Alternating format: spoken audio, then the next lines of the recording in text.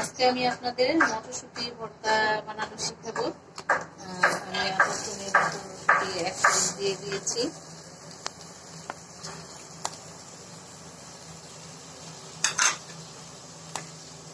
কাঁচামরিচ দিয়ে দিব, আপনারা যে যতটুকু ঝাল খান এই পরিমাণে। একটু সামান্য পরিমাণ পানি দিয়ে দিয়েছি।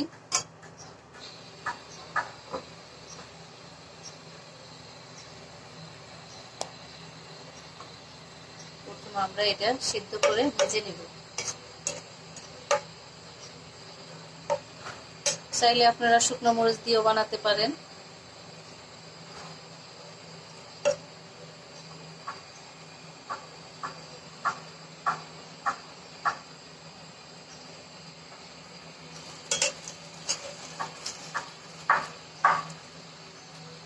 পরিমাণ মতো লবণ দিয়ে দিয়েছি।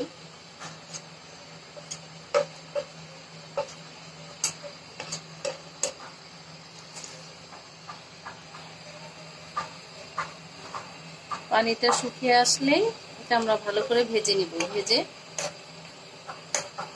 পাটায় বেটে ভর্তাটা করব।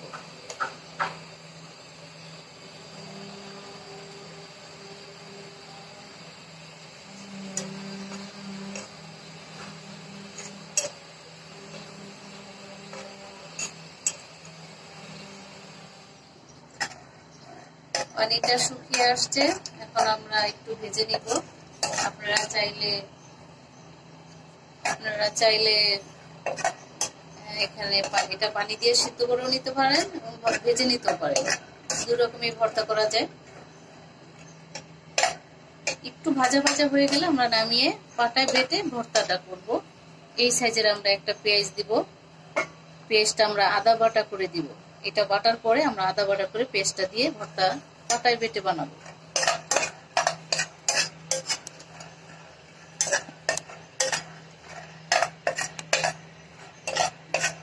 আপনারা যদি চান এটা সিদ্ধ করে নিতে পারেন এবং ভাজলে যার যার ইচ্ছে। তো ভাজা হয়ে গেছে আমাদের।